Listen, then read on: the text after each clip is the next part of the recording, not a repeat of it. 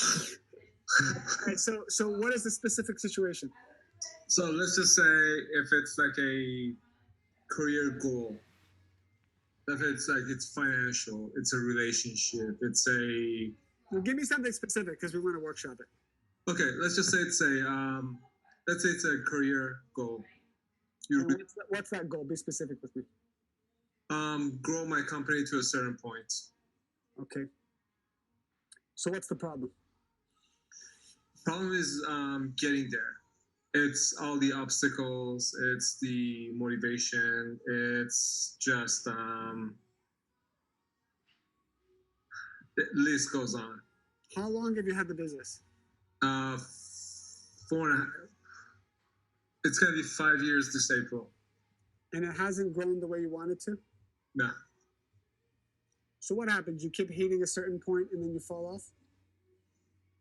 So I set goals for myself and I keep getting close to it, then I just never get there. So give me one goal. Is it a number? Is it a financial thing? Yeah, so let's just say it's a financial thing. So let's just say for 2019, I set a goal of a certain amount. No, give me the number. So the goal for 2019 was 450,000. Okay. And we got to about 380, and we just like for the last 4 months of the year, we never got there. Okay, so 450 is your ceiling. Well, I'm sorry, 380 seems to be your ceiling. Yeah, just like always falling short. Same thing happened. Okay. Everybody has a ceiling on this call, by the way. Everybody has that number that you can get to fairly easily. I mean, you work hard, but you can get there. And then all the klipot come and all the tikkun starts when you hit it. I have another student, his number is 10 million. He can get to 10 million like so easy. At 10 million, all the chaos starts. Legal chaos, this chaos, employees start quitting, everything falls apart, systems break down, computers break down. It's like the computer even knows to start shutting down at that number. It means it always starts top down. It means that the owner has a limited belief about wealth. And it comes from something you probably experienced this life or a past life about you believe it's negative to have over 380,000.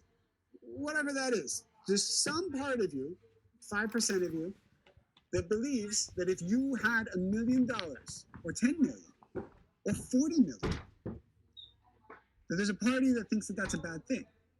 Part of you might think that's an evil thing. Part of you might remember a friend or your dad or someone who money made them into a bad person or destroyed their life. Or maybe the dad cheated on the mom right after he broke that threshold of money.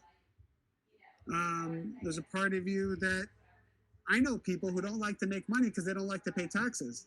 Chew on that. Like, I'm not paying the government. I'm sure them. I won't make money, right? But believe it or not, there are people who think that way. So there's all these limited beliefs they have. Now, if I took a billionaire and I took everything away from him, his money, his power, his networks, his everything, and I placed him in a new country, in a language he doesn't even speak, how long would it take for him to become a billionaire relative to his community? You follow me? Yeah. Warren Buffett said, take all the money of all the people in the world and distribute it equally.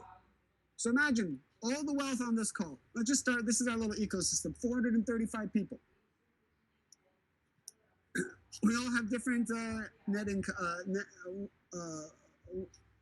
what's the word I'm looking for? Net worths.